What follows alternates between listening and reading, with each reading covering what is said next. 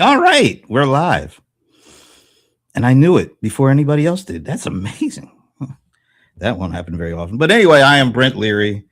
This is the Small Biz Breakdown. We do this every week, Fridays, noon Eastern. I'm just especially excited because I got my new Rams hat in the mail. I always like breaking in a new Rams hat for a show I do. I don't know why. It doesn't really make the show any better, but it makes me feel better. So that's really all I'm worried about. Nah, I shouldn't say stuff like that, even if it's true. Anyway, let's see who's joining us today. We always go from left to right, or is that from west to east? I don't even know why I'm making these. Anyway, let's check out what's going on in Oregon with Leland. Hey, Leland from Oregon. Hey, Brent, good to be here. And I guess you would say it's left to right, depending on just what direction you're facing. I'm safer just going with the west to east, right? Yeah. A little bit, yeah. All right. Well, we'll try that right now. We're going to traverse. I don't know why I keep saying traverse. We're just going to go east. I wasn't going to say young man because, quite honestly, I'm not a young man anymore. Anyway, this guy is, though. He's from Gary, Indiana. He is Pierre D. Good morning and hello. How are things in DB? So how are things in Gary, Indiana? Just fine. And since we're going from West Coast to East Coast, I-80, which starts in San Francisco, ends just out of New York. Traffic is fine through here, so you're moving right. All right. Are people getting excited for the Michael Jackson movie that's getting ready to come out? I think they are. I think people are we're still month off, actually month and almost not quite 2 months, but close to. It's April 24th. It'll be my birthday. I got a couple of friends that are trying to get me to come down for that. So nice. So we're getting excited. We're all moonwalking, practicing, and getting our red leather jackets out, tested out, ready to go. Out the mothballs. And strong as our fight. You know what? As much as I did like the Michael Jackson red jacket, I like the Eddie Murphy red. Remember when he did was it Raw or yeah? Who knows? He had the whole red thing. Anyway, boy, we going way back in time. Let's keep moving eastward, and let's see if it's magical and mystical still in lovely Medina with the one and only Madam Mic Drop herself. There's way too many M's in this, so I'm glad her name is Ivana.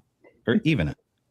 Yes. So continuing off of I-80, it is sunny and warm in tropical Medina. We completed our lovely ice festival. I sent you guys a little video so that you could see how cute we are.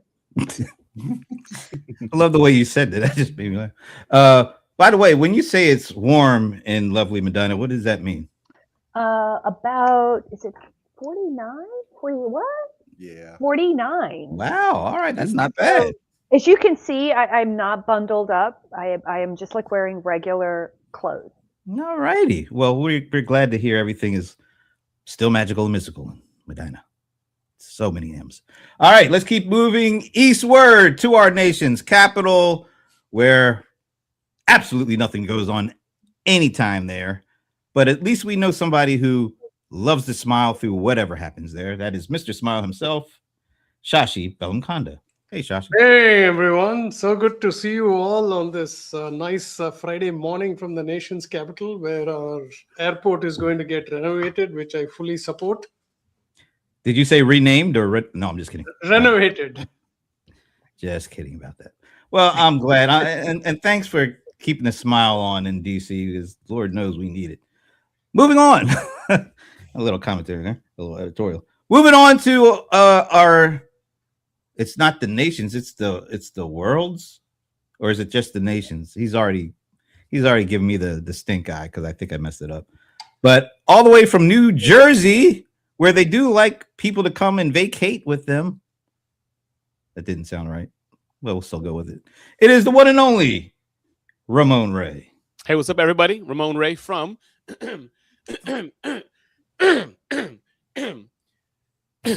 from the vacation capital of the world.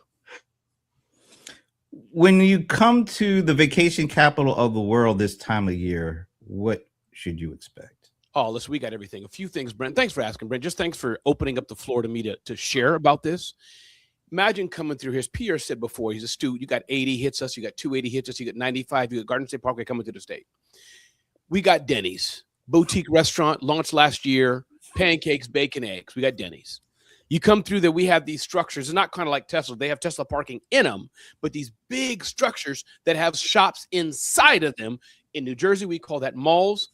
Probably they don't have it in Medina. They definitely don't have it in where Leland is. Got malls. And I'll just say two more things, Brent, and we'll let the show go on. Two more things I can think about. Let me see what else. McDonald's, Golden Arches. We got that there, and that came out about 7 years ago. We got Golden Arches, McDonald's. What else can I say? Oh, the Gap. That's another thing. We got the Gap there as well. So that's when you come to New Jersey, Brent, it's an experience, man. It's kind of like AI met Cheerios mixed together, and there's New Jersey. Back to you, Brent. Hey, I have to make a comment on this. Please, Sashi. New Jersey doesn't have Buc-ee's. And there's a sign in New Jersey that says, make a U-turn and go 585 miles for the nearest. No, we have Wawa and we have Cracker Barrel. Ramon. Yes, ma'am. With so much love and respect, Please, as someone has lived on the East Coast, okay, I have been to Cape May and the Jersey Shore. Yes. The Cape May Zoo, which is astonishing. Ooh, lovely. And lovely. Yes. I have been to the Taj Mahal. Okay. Wait a minute. I thought that anyway. I was there when it opened. Oh, nice. Okay. So, do not be dissing on Jersey. I have been lost on the Garden State Parkway. So I got to see so much loveliness of the Garden State. It is a lovely place. All our friends, if you're watching this early in the show, New Jersey is a lovely place. When Ramon says it, and actually not even New Jersey, my husband was just at LaGuardia. I have not been to LaGuardia in absolute years. You can stop right there. LaGuardia in Queens, New York. I'm talking about. I understand that. We're talking about New Jersey, but so. I think So many great renovations. Speaking of renovated airports, so much better. It used to look like a nasty, disgusting. Ugh.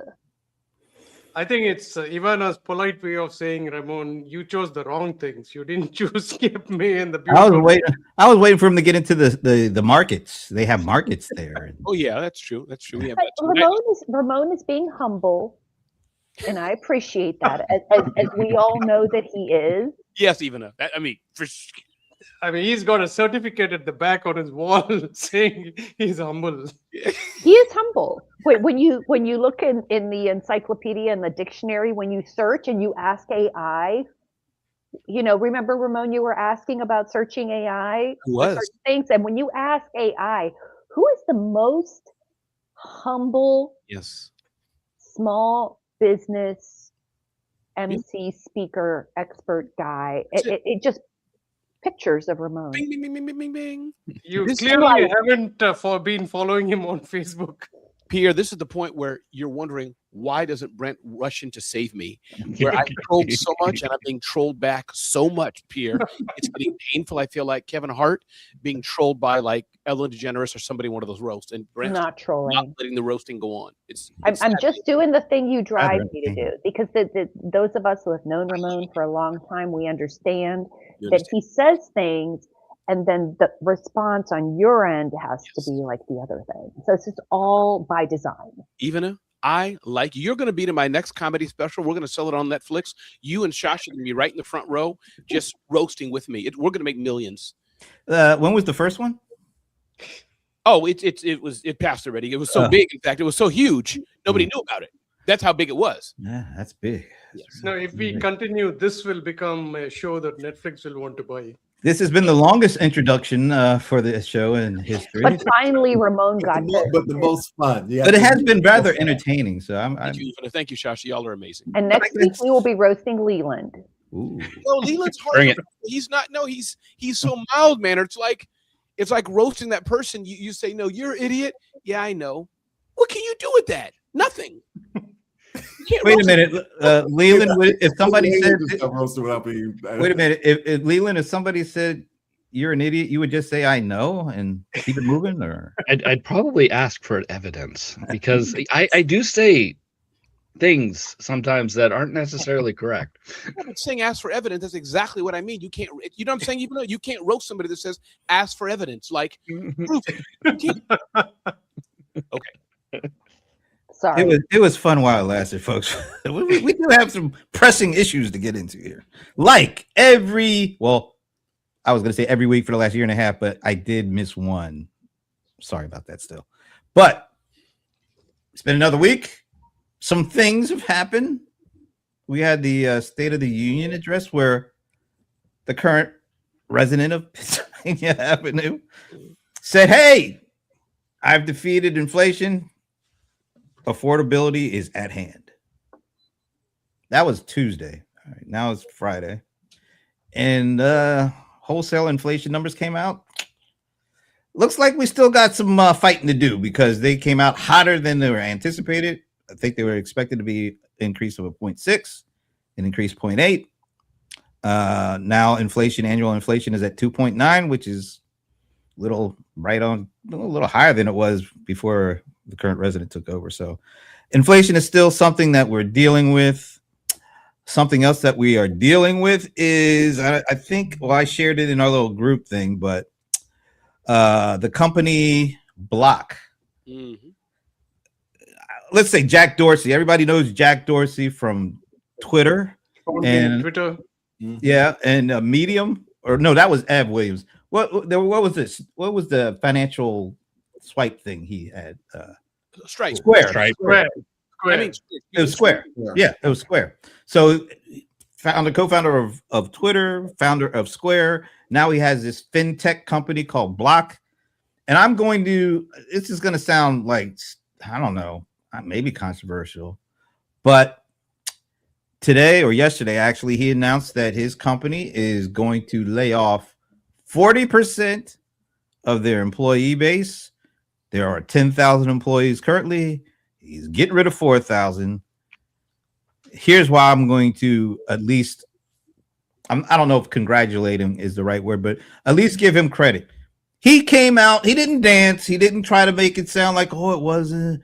He came out and said, look, we are going to get ahead of this AI thing. So we're going to let people go because AI, we don't want to be the laggards in this. We want to be leaders in getting efficient.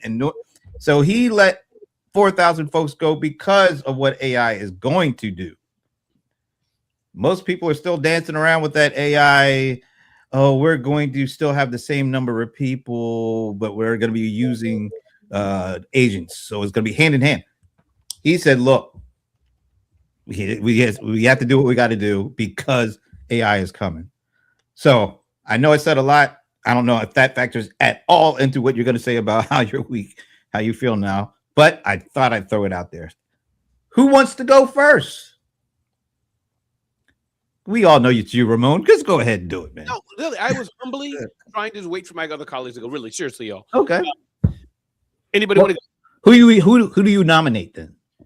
Myself. Okay. And I fell for that too. I was waiting for others. I fell for that one hard. We appreciate the patience, Ramon. Go right ahead. That was a beautiful setup, man. I really was waiting for others. But it just came out because of the humble badge I have. Anyway, listen, let's get to the show. Brent Leary, thanks for being a great host, Small Biz Breakdown. We're all good to be here. Here's what I think. My week overall was good. I was in Romania with my client. It was good to be there. Money is flowing. Before that was at an event called Creative Con. Pierre was there. We're about 100 and some odd people, small business owners, the smallest of small business owners, and some even full-time jobs, some retired. So a mishmash of, not the true small business like Clayton Mask of Keep, formerly Infusionsoft used to say. So that's where I was. That was my week. But to touch on this aspect of Block, again, I'm not seeing the same thing, especially what you, Shashi, and Brent are seeing in the high enterprise. But my guess is I think it makes sense. You think about Square. I had my carpet cleaner come. He pulled out the little white dongle, tapped my credit card. The thing worked. I'm guessing back in the day, you needed people to watch and manage and see and customer support. But if you do AI well, notwithstanding, many of us do like the human experience.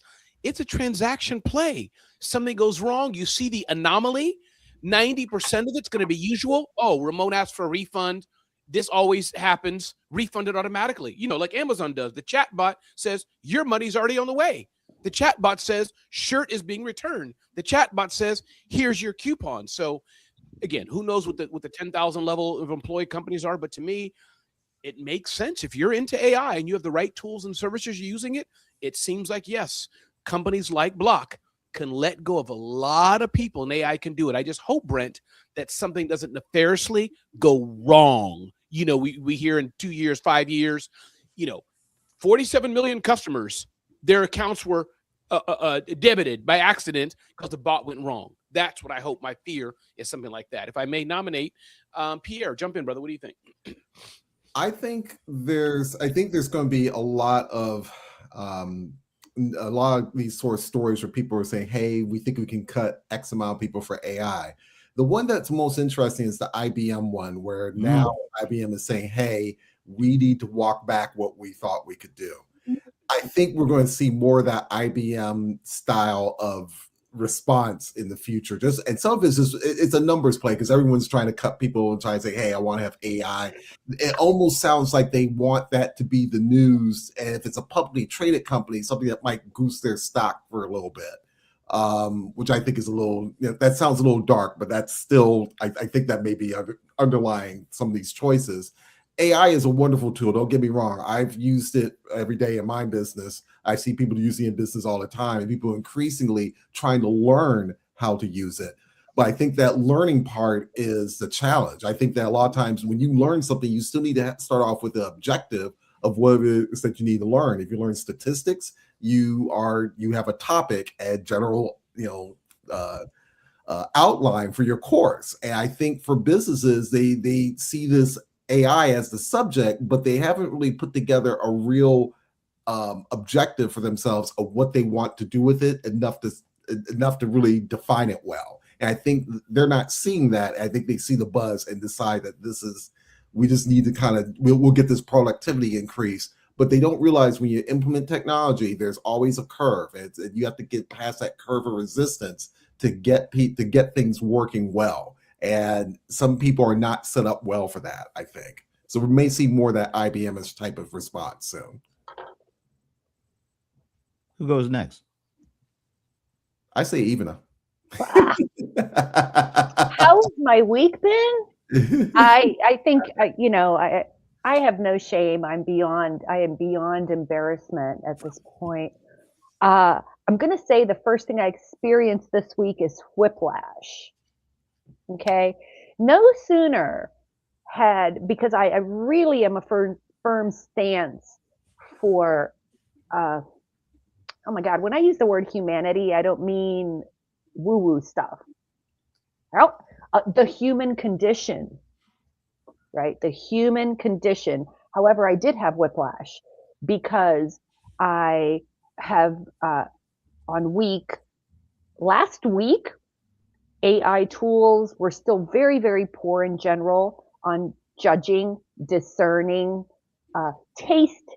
Typically, can they program? Can they do code? Absolutely. But there's a measurement out there. I forget the name of it, but it actually measures how long it takes the AI before you need human intervention. So for example, like last year, it was like 10 minutes and now it could be like 8 hours or something. I don't know. The last measurement was something like 4 hours that came out just last month. But that was before Opus 4.6. Is that it?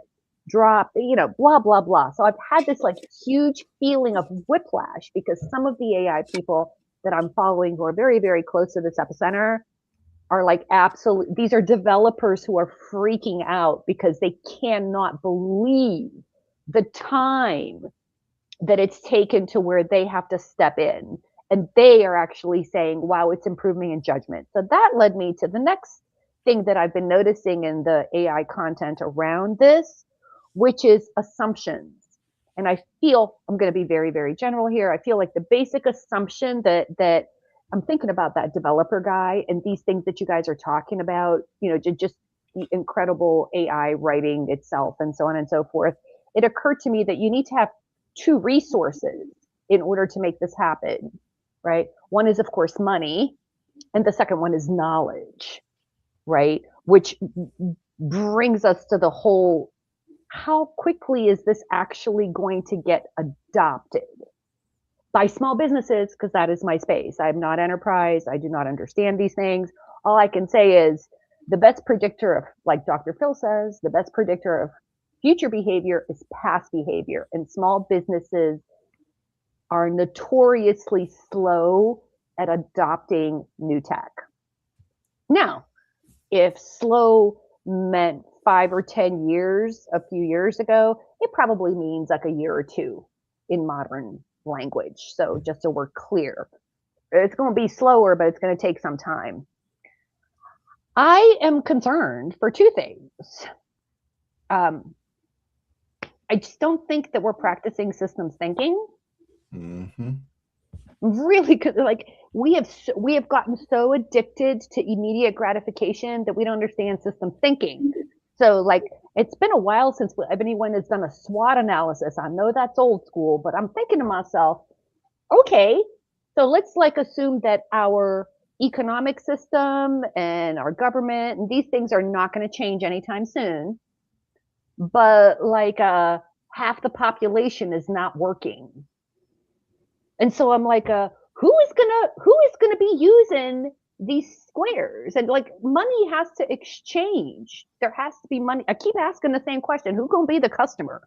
And I don't think our brains are evolved enough. We can't even deal with multiple communication channels as it is. The technology is evolving faster than our brains and human things can handle. We're still behaving like cavemen. So I'm kind of wondering about how that's going to go.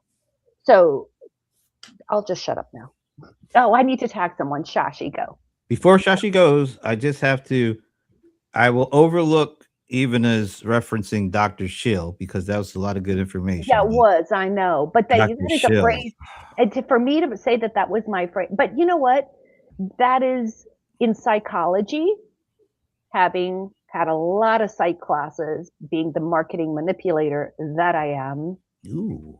That is a thing, right? The best predictor of future behavior is past behavior, and that is just a generalization. And I wish I could take that, but I won't steal. Marketing manipulator from Medina. Magical. Oh my God, there's a Magical Medina. M's again. Those Madam Mic Drop. Woo! That's a lot of M's, man. That's true. All right, Shashi. All right, my take on this is like this is not a Chat GPT came and that's why Block did this.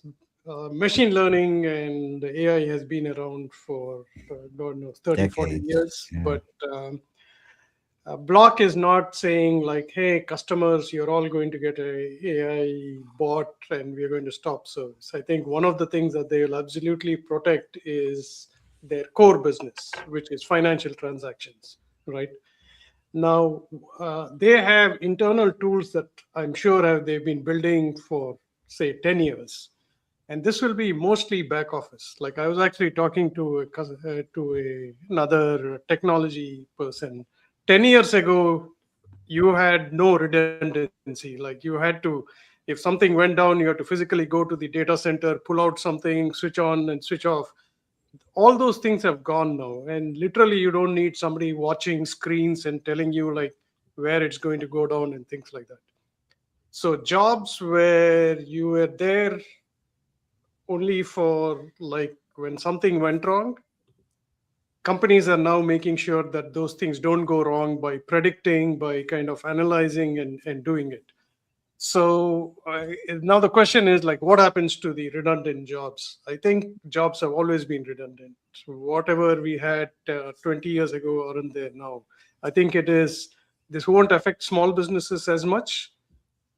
Unfortunately, Wall Street loves announcements like that. So the stock has gone up. For individuals, I think you have to keep thinking like, can I be replaced?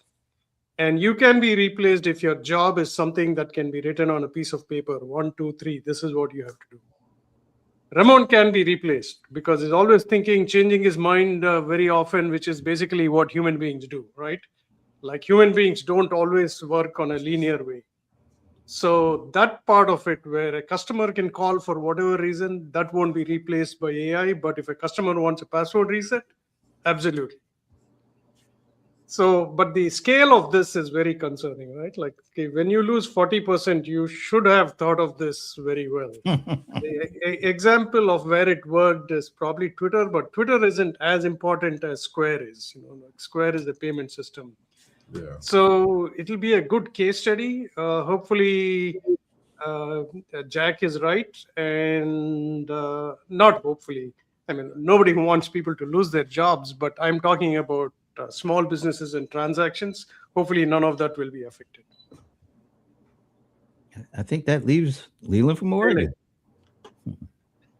So when it comes to this whole AI thing and small business, it's like I'm in the bubble. I'm the kind of person that, like, even this week I'm searching for new ways to do AI generated images utilizing my own technology, self-hosted.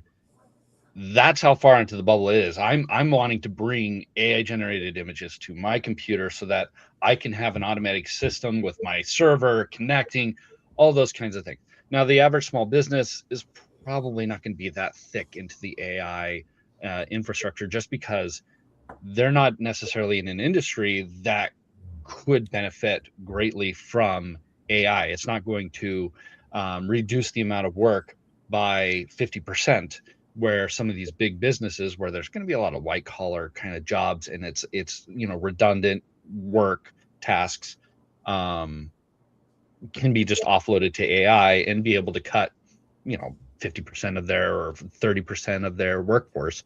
When it comes to a small business, and I'm thinking kind of like service industry or repairmen or like people that have brick and mortar shops, you're still going to need employees. You're still going to need servers, cooks, your technicians, all those kinds of people. And that's where a lot of,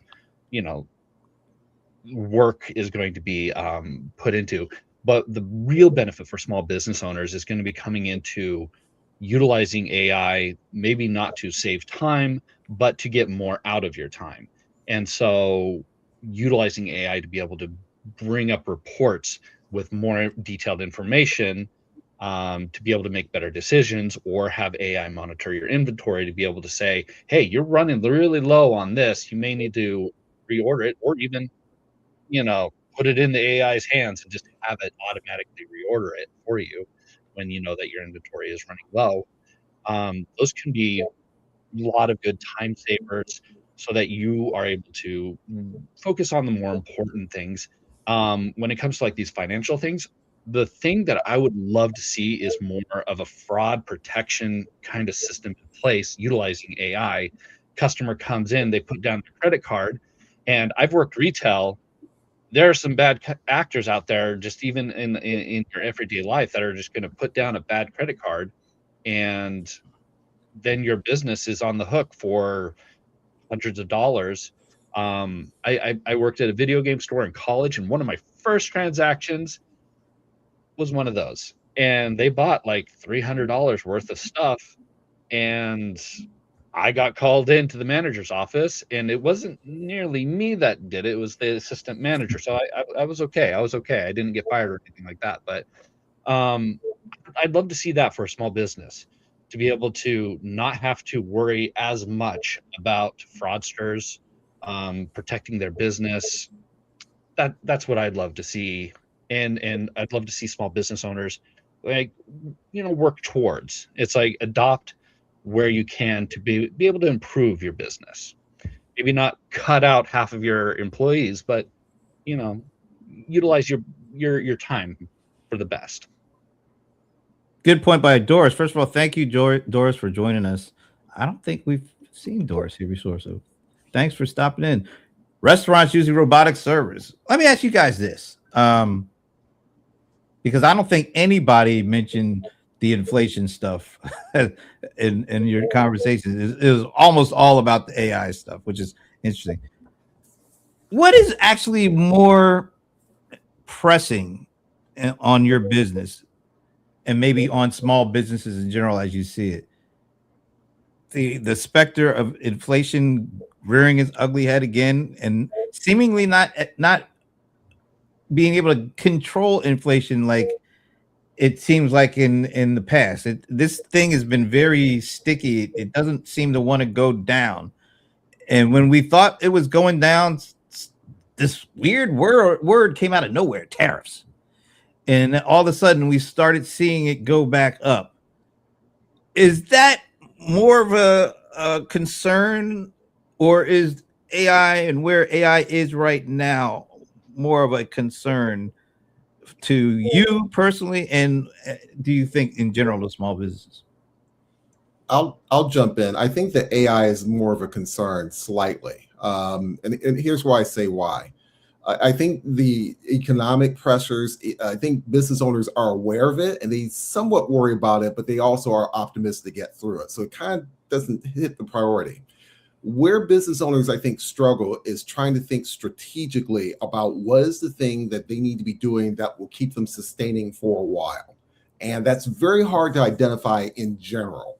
I can tell you off the bat from an analytics perspective, when Google Analytics first came into play and then people started to add analytics to websites and everything else, sometimes it was a little difficult to have conversations with business owners because many of the taggings that you have to do ties into the strategy and what's the business objective you're trying to do and how it's expressed through a website and later on from apps and so forth. It took a while for that to gain traction. I think AI has the same sort of issue in the sense that people know now that they can type and Google certain things. And most people right now, a lot of people are producing content. And AI tools are way more than that. It's also about interacting and automating. To what Evelyn brought up earlier, you're automating different types of tools out there and devices. And so the question becomes, what should you be automating or considering automating that will give your customers some sort of satisfaction that will give you a strategic advantage? And I think sometimes business owners are not always the most imaginative about how those pieces come together. That doesn't make you a bad business owner. It just means that you're always pressed for time for understanding information to imagine where you go and then actually applying it. So I'd say the AI a little bit. Yeah, I think inflation hasn't come down, except the inflation according to economists and the inflation according to like the normal person is very different. You want to buy a car today, you have to spend 40,000-50,000. So what people are doing is they're doing like 60 to even 72-month loans. And these loans aren't cheap at all. Prices that have risen are not coming down. I think one of the things was, even though the Supreme Court ruled against the tariffs, like nobody's going to reduce the price there. So it's everybody's individual economy. The small businesses, I think, are focused more on how do the wages have risen, costs have risen, they still have to be profitable. So that's probably top of mind. I think they will look at anyone who says, hey, I can save your payroll by doing X, Y, and Z. I'm sure it's going to be a welcome suggestion for them. At Zoho Day, like Sridhar Vembu had a very good thing. He said the jobs where you're interacting with people, he used teachers, he used like where you're always face to face with people are not going to go away. AI is never going to replace them. I thought that was very profound. So if you look at it, like even though I think Doris said like restaurants are having robots, I still feel we will pay a premium for human beings to interact with us. And so inflation hasn't come down. The economist's definition may have been very different. Mm-hmm.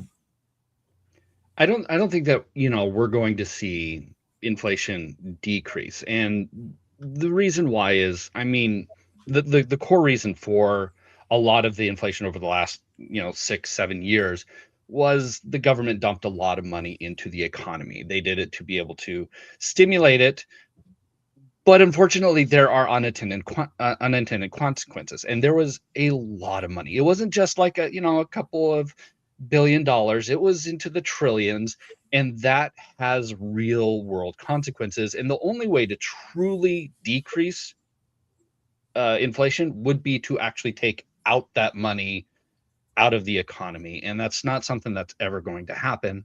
Once it's in, and we got to deal with the consequences over the and it's not just it happens and then all of a sudden, you know, we feel the effects and then it's gone. Those effects continue to carry on, and it's going to have ripple effects over the course of years, and we are still feeling those. But the thing that we can do is to try to work on things that we can control. And I like that the gas prices are going down, unless you're in California. I feel sorry for this. I'm in Oregon and it is still pretty high. We're in the $4 range, and it's pretty bad here. But doing stuff like that to be able to make costs go down in certain areas can help affect other areas, and be able to reduce, you know, food transportation, which then reduces the amount of money that a restaurant needs to be able to pay to be able to buy the food. Hopefully we can level it out, and after 10 years, things, you know, maybe go back to normal a little bit, but inflation is going to be an issue. I don't think at this moment is that much of an issue. I do think that AI does beat out inflation, because while inflation is, yes, up, it's not where it was, and it's not the biggest effect, I think, to the small business owner. When you have all these big companies running around and they're spending billions of dollars, that could ultimately affect a small business, in that all of a sudden maybe their company that they've been using for decades is now just gone because they invested everything into AI, and now it's all AI, or they've gone bankrupt, and I don't know. By the way, just a quick shout out and hello to Patricia Freudenberg. I hope I'm saying that right. I don't think we've seen you here before, but thanks for showing up, and thanks for the great comments that you're pouring in there. These are, I like this one though. I like AI gives people options to evolve. Yeah. I think that's really key. I don't know how well we're taking advantage of it, but I think the people who do use it to evolve are the ones that are going to win in the end. And Brent, just to tell you, Patty, because she's from my tribe, not Shashi's, but Patty is a grief expert and helps people with their grief and losses. And she has an app that she's built, which helps people do that. So Patty from New York, as she says, good to have you here, Patty, on the Small Business Breakdown. So that's who Patty is. Also, shout out to Roy Finnicle. I hope I'm probably not saying your name right, but Roy, I don't think we've seen you here either before. So thank you for joining us and for adding to the conversation as well. Ibn, what about it? What's more important to you personally and overall, do you think, to the small business world? Inflation getting lowered, or AI is a more pressing thing to deal with? I don't think AI is more important. At the same time, I don't think inflation is the right conversation, because we all know that deflation is like not a good thing. So I think we get into, we are collapsing inflation with affordability, and it's like not the same thing, right? And personally, I don't think the inflation rate is like that bad. But at the same time, what we're dealing with is that there's a disconnect between pricing and value, because what we have is pricing basically run amok. And the reason it's run amok is because, I mean, all these industries have consolidated. Our media has consolidated to what, 2 or 3 companies? Our food has consolidated to a handful of companies. I mean, like, I don't even know. I mean, it's like at every level there is consolidation. What do we have when we have consolidation? You have a reduction in competition. So if we don't have competition, it's almost like they can't help but collude. I mean, it's like if you consolidate everything that touches our lives to less than 10 organizations, or it's probably not less than 10, I don't know, but like it's probably like 20 or something. But even so, this is like, you can't help but collude, because value equals the price people are willing to pay. And if you increase the price of milk to $7 to a half gallon, and you're buying milk so that you can cook or feed a child or like whatever, you're going to be buying that milk. You're going to buy that milk at $10 a gallon, right? So I just like think it's the wrong conversation. It's an affordability conversation, and the affordability is tied to high prices, and the high prices aren't happening because we're getting any kind of value. The high prices are happening because they can. And I think corporations have, I remember I said in the chat, I cannot even believe that my little fingers typed out the word that made it seem when I read my own sentence that I don't like profits. I love profits. Profits are awesome. Profits are important, but profits are the reward for delivering value and not just increasing prices because you can. Anybody else? Interesting. What about the news of the day? Or I guess, yeah, it was earlier today. And this is going to go right to Evana, I think, because you're the one who's always asking, where are the people going to buy this stuff? As Amazon is one of a handful of companies that just invested 110 billion in OpenAI, Amazon full 50 billion of that 110 billion. Gives you that circular feeling, doesn't it, Eva? I don't know. I learned decades ago, I used to say, how stupid must I be? Like during the .com bubble, like how stupid must I be? Clearly these people know something I don't know. But as far as I'm concerned, we trade money for value.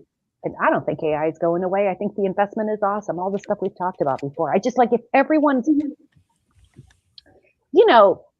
let's imagine, I wish I could show this. I'm going to show this, right? I'm going to show you the hockey stick. This is how I get hired into corporations. They hire me when the line is like kind of just doing this little ziggy zaggy, and then it suddenly goes up. And I'm like, what happened here? The hockey stick. The hockey stick, right? Because the system you run generates like within a certain range, right? So when you suddenly go beyond that range and you're like, things go like that, whatever that may be, could be AI usage, could be like whatever. You are now bursting like past the fences of your system, right? So I'm like, what happened here? And they're like, well, we bought, we did all this stuff. We bought companies, we launched new products. I'm like, you understand? I'm like, so what are you going to change to make this thing happen? They're like, nothing. We're going to do more marketing. We're going to buy more machines. I'm like, your system does not make this. It hasn't made it for 20 years. It ain't just suddenly going to make it in 6 months. So I think we're butting up against the requirement for a massive systemic change. I just think it's all backwards. Where's John? I need John. Said no one ever. Right? No, seriously, think about it. We live in a triangle world, right? At the top are all the people in power, right? And at the bottom are like all the resources and the people that create the people in power. This is like the world we live in. It's what we created, right? And people fight and they climb and they do bad things. It looks like a pyramid. Hence it's a pyramid scheme. We extract value and all the value comes up here. This is unsustainable. It's unsustainable because it's never sustainable because by definition, pyramid schemes are not sustainable.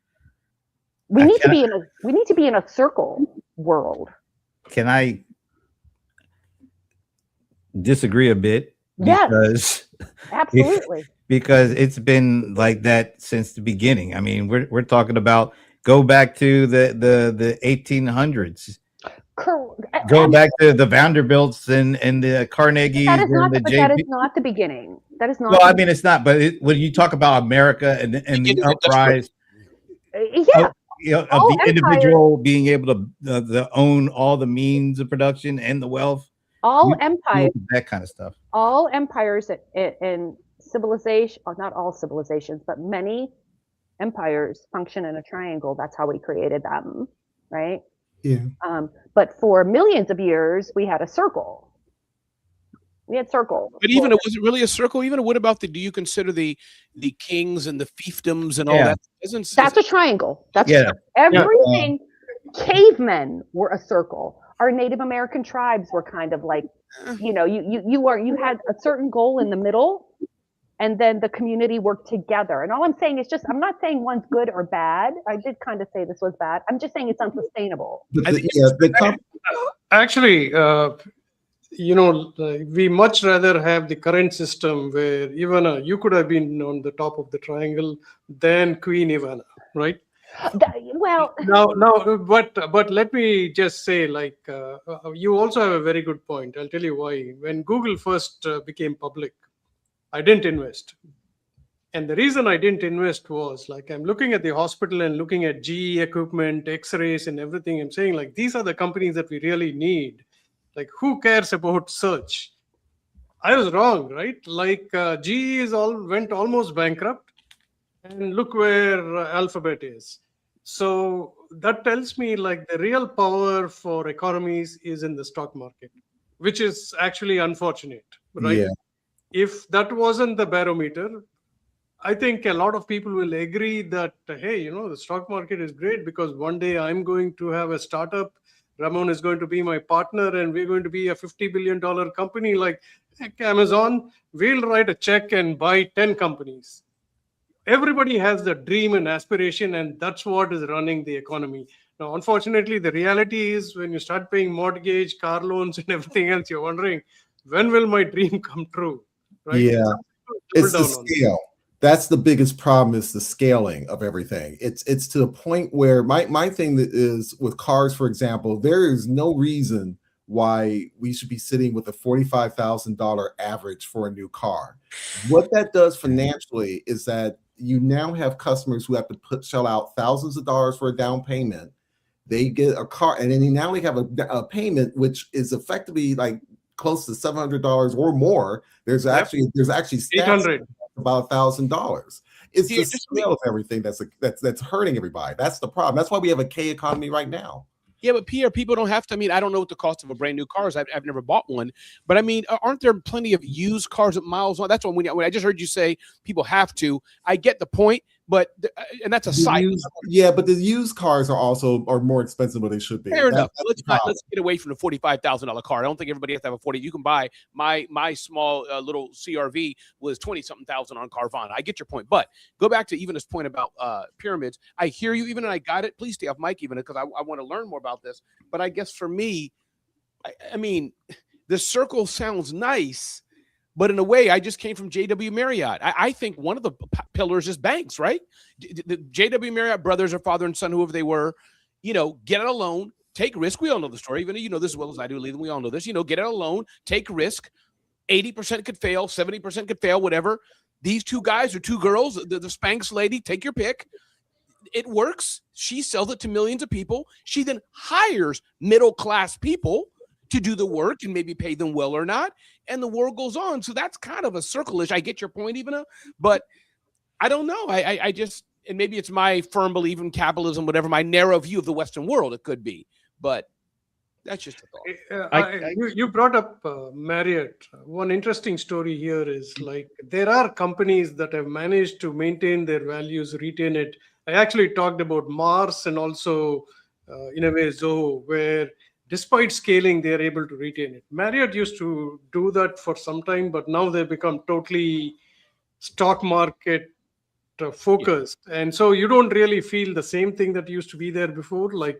You call customer service, one of the best customer service used to be Marriott, not anymore. I just been using them. They're here. They had a great building in Romania where I was at. That's all I meant. I would just use them as a case study. They're there. The aspect of the pyramid. They're great hotels. I agree. Yep. That's what I meant. People got a loan. That's the power. People get a loan. Most people fail at it. The few that succeed become the next big companies. They sell it. Hopefully they do well, and they last for 50 years or 100 years until they collapse, or they don't, and they go away like the sock puppet or sock puppy. But Leland, you were jumping in, or even you were responding, but Leland or even whoever. I was just going to say, yeah, the circle theory can work, but usually with smaller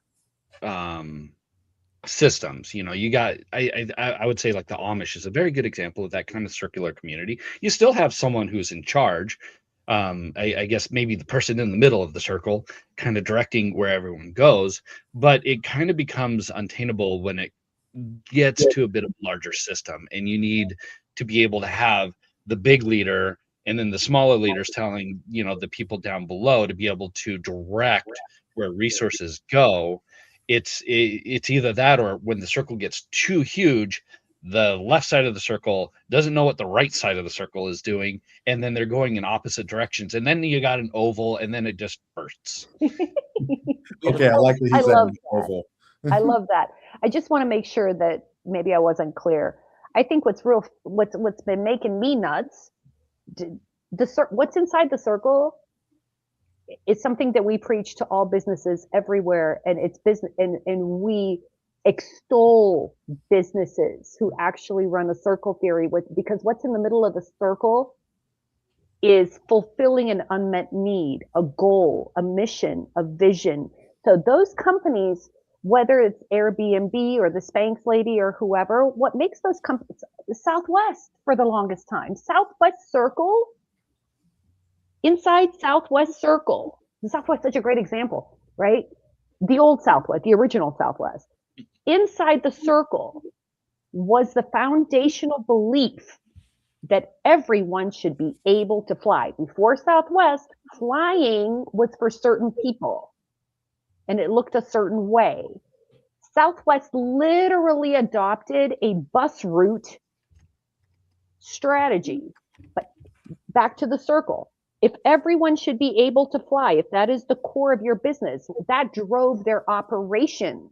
So operations had to be set up in a way so that everyone could be able to fly, which is why they had the 3-minute turnaround, which is why suddenly people and the CEO at Christmas time are out there handling luggage.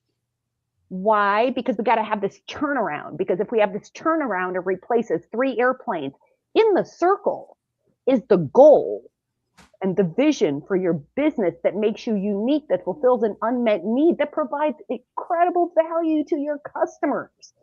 So I don't know when in my 40-some years since graduating with a business and marketing degree at the time of Reagan, for whom I was a huge fan,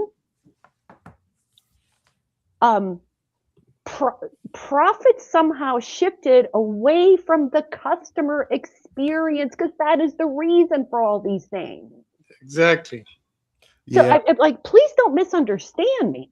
I am like all for profit, but the whole point of profit, like we were taught, like you want to reinvest in your business, you want to upgrade your equipment, you want to pay your people more. The tax structure for corporations was such that, not to sound like an MBA course here, was such that you were incentivized to improve your business and your employees' lives, and hence buying back stock was illegal because it falsely increases your stock price and no longer reflects value. Hey, Ivana, you said you wish John Lawson were here, Ivana. Did you just say that, right? I did. John, say hi to Ivana. Hey, what's up? Yeah. Did you hear me say I missed you? Because I'm just being you right now. John Lawson is here, and Ivana has talked about the circle versus the triangle, John. We don't have to rehash it. I just thought everybody, well, most of us, John, most of us on this would love to hear your voice. So, John, just say what's up to the people, then we'll let you go back do what you're doing. I wish John was here, and I'm like, you know what? Let me call his brother and see maybe he can just say hello and give us. Oh, that's awesome. Miss you guys. Wish y'all were there. No, that's all right. Soon, except Brent. Yeah. Miss you, John. It was going so well. Yeah. Stop it. You're awesome, John. It's a mix of love and less love. Okay. No, take your time, do what you need to do, stay away, get better, stay far away. Back to us. We miss you. Yeah, awesome. Yeah, we did miss you. So even was like she was talking about that, we don't have to rehash it, but she was talking about the economy being a triangle versus a circle, blah blah blah blah blah. And she was like, John, he'll understand me. He'll know what I'm saying. And all of us were kind of giving her some grief for it. But she was like, "Where's John?" Anyway, John, I love you, brother. Thank you. Good health, and thanks for joining me to have some fun today, man. Welcome. Thanks. Later, folks. Later. Bye-bye. Much later. Much later. Even I did that for you. Oh, I miss John. I know you didn't do it for me. So No. For you, I would have called my boy. I would have called Jared Kushner. That's what I would call for you. no, that's quite all right. All right, so we're getting close to the end here. Thank God. What's going on here? So another thing that came up, and maybe we do a quick round around this because it's about the kind of the role that government is playing in this AI stuff. I think you all are kind of familiar, at least to a certain extent, about what's going on with Anthropic and basically peak headsets at the Department of. I'm staying Department of Defense. I'm not doing the war thing. About basically, he is threatening Anthropic to let them use their AI technology for something that has never been used or asked to be used for before. And he's threatening if they don't give it to him to use it in that way, he's threatening to put them on a list that's usually a list of foreign actors. But he wants to basically blackmail them into giving them access for this technology to use it in a way that it really wasn't supposed to be used. What role should government have in where the direction of AI goes? Regulations or basically using blackmail tactics? I don't think it's good. I slant to be conservative in this group, whatever that may mean. But yeah, I think it's. I would veer on the side of companies are companies, cajole them as you can, do some dangle something. Every party does, I'm sure, some dangling, but I think it's a bit much to say we're going to blacklist you and call you, because that's a black mark, right? Saying whatever you just said, Brent, that's like and for some regulations, that's a death knell. Like you get on that means you can't work with a bank, you can't work with anybody, even though they know it's politically motivated. So yeah, my vote, I don't like that, but I'll tag whoever else wants to jump in. Anybody disagree with me, especially. I agree with Ramon that it's bad, but it also speaks to something that's majorly wrong with this country and the fact that we don't really have a national data privacy policy in place. We have it for states. We have a state level.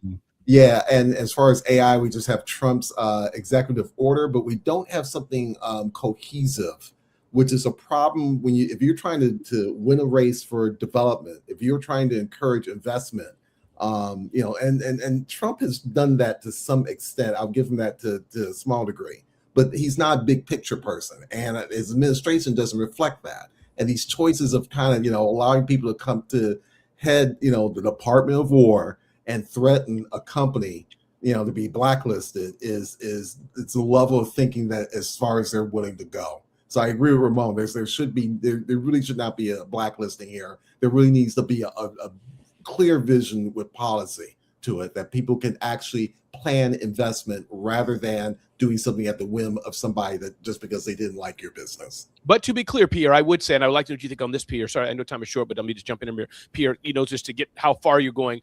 Do you agree that it's okay for government so to use a little bit of carrot and stick? What that may be, we don't know, but play a little bit of hardball. We're not going to give you a contract to do the F-16 fight or whatever. Is that cool? Would you say there should be nothing? Because I think government should be allowed to do a little something, whatever that may be. I don't know legally. Would you? I think that something has to be more planned out now, particularly when we have companies where people can reach and do more damage with media. I think that's the challenge right now that we're facing. Okay, Shashi, yeah. The investment in innovation, I think the US has gone backwards, because if you think about the internet, if you think about the GPS, all of these came out of like DARPA, right? And then we gave the world that. Now that has changed, and the government is not investing, or maybe they are investing and we don't know about it, that they have to go and seek private players. And some of these private players actually started off with some government funding, right? So I think the mistake is there, that the government has to tell a private company that we need what you need to do. Where I would draw the line is, this is going to save lives, so you need to give us the technology, versus this is going to take lives and that's where I think I would draw the line, simply because I think during the pandemic, I think we invested so much money in vaccination research very quickly, and it saved a lot of millions of lives, right? So two things: invest more in research so you don't have to depend on private players, and to have some rules around what you can force a company to do or not. Even though you're thinking, what are you thinking? I'm going to be the thorn. I'm asking myself the question because this is a supplier, a vendor, and a customer, right? And then we go back and I say, who is the government's customer? Like, who do you guys think the government's customer is? Supposed to be the citizens, but stop playing games. You're going to say us, even. I know. Go ahead. Well, I am asking it all. It's supposed to be us, but I don't know, right? Who does Anthropic work for? Who is their customer? I'm asking. I'm just like their customers and their shareholders or their right. investors. So one would think, right? If you have the same customer base, which is why I don't think they're working. I don't know. You asked me what I thought. I'm asking. Those are the questions I'm asking myself. Who is the government's customer? Who does the government work for? Who is their customer? And who does Anthropic work for? Do they have shareholders? Do they have whatever? They have investors, yeah. Investors, right? So not us and not our safety. Investors. Could we be clear? This makes me nuts. Who does the government work for? Donors? Is it donors? It must be citizens, but No, that's what it says. No. Their actions. Who? Oh, their actions. They're duh. Every company, you look. I mean, I don't know. Seriously, we are deluding ourselves. Is it okay for the government to credule? Is that the word or whatever? Bully a company to do its will. Is that okay or blackmail? not? Whether I think it's okay, whether any of us think it's okay or not okay, is beside the point. The answer is, who does the government work for? Where does their money come from? Their money comes from donors. No, so the donors, because customer satisfaction says that if I want my customer to be satisfied, I'm going to do what they want. When you say the government's money comes from donors, don't you mean taxes from citizens? Does it matter, really? It does. It's not donors. I didn't donate. It's not donors. That's I don't know if you all heard, OpenAI is going to step into the gap, and that's are they? Because I heard Anthropic said they're not doing it. Right? The CEO said no. He said he turned it down, and I give that guy credit. I mean, he kind of stuck to his gun. We'll see how long, because you never know. You get the screws put to you long enough, things happen. I mean, you think about it, right? That's my point. Is I think it's bad now. Imagine the government, and it's mainly President Trump. And by the way, Brent, you've never said President Trump. You use the current occupant, all that nonsense. Stop playing that game, Brent. That's ridiculous. But doesn't he live there? It knows that, but I think it's facts. Okay, can I just call him Resident Trump because it rhymes with that? Resident's not bad. That's close to president. But the point I'm making is that I do think it's wrong. Imagine if what Trump is saying people have done to him. Imagine now he's saying banks. Any bank cannot work with Anthropic or your security threat. That's where I think this kind of thing could go, and none of us want that. That's just bad. That's not. Yeah. No, you don't want that. I get. I mean, I agree, because that's what I put in the chat. I'm like, I'm sorry. Is Anthropic a private organization or not? It's a private company. Oh my God. It sets a bad precedent. Ramon's right. Well, it also goes back to, remember, investing, putting money into Intel and taking a stake in that, which we didn't see that happen outside of things like the bailouts. And even the bailouts, it was a loan. It was never a stake in the company. There seems to be a line that's definitely been crossed with some of the latest activities around AI. And I was just curious to see where you guys stand on that. But we are at the top of the hour. We even lost Shashi. Man. So parting shots. Who wants to take their first part? Maybe you shouldn't say shots. Parting thoughts. I guess I'll set, going off of it. It is, yeah, bad. The government's done this multiple times within the past. I know that the social media companies in the past have been hit by the government and saying, no, you got to do this. So, it's the government doing the government. It's not bad. It is bad. Sorry. Not that it's not bad. It's bad any way that it's done. I'm just kind of curious why Anthropic is not like, let's come to the deal table. I want to make some money off of this.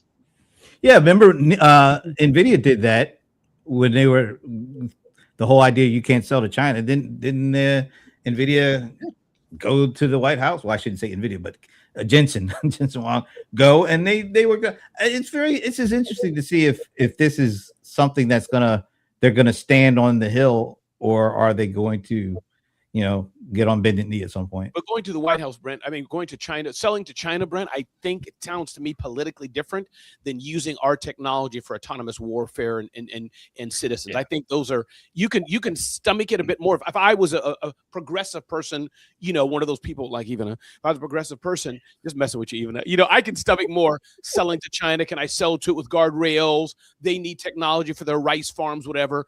That I could see nuanced. But a proper company that has those convictions, using it to spy on citizens, I'll say it in the words of what that side of the question. That's a whole other level. Yeah, I think it's hard. There's no way you can get around it. Mm-mm. Yeah. So, even any mic drop wisdom today? I think I was a little overly enthusiastic today. No. But Loved it. definitely, Just not. but I mean, really a stand and a commitment for taking a step back and thinking things through, right? Like, think about the systems, think about every choice, and this is going to be so much more valuable as AI comes more online. My whole point is, whether it's AI or whether what's going on in your marketplace or with the government or in the world.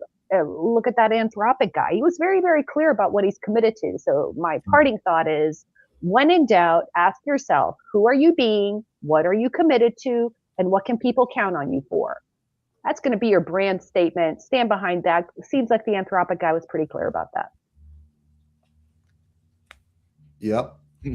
Mic drop. That was good. Who could follow up on that? Ramon's like, I want to follow up on that. no, I don't want to follow.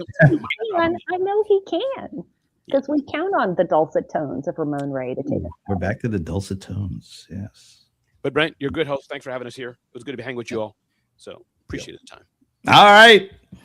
Everybody have a great weekend. We will see you next Friday, because guess what? There's going to be other things to talk about. We always know there's something new every week. March Madness. Yeah, March. That's right. Oh my God. This is the last Friday in February. Jeez. Mhm. Whew. This year is moving fast. We got to keep up. Anyway, we will see you next week.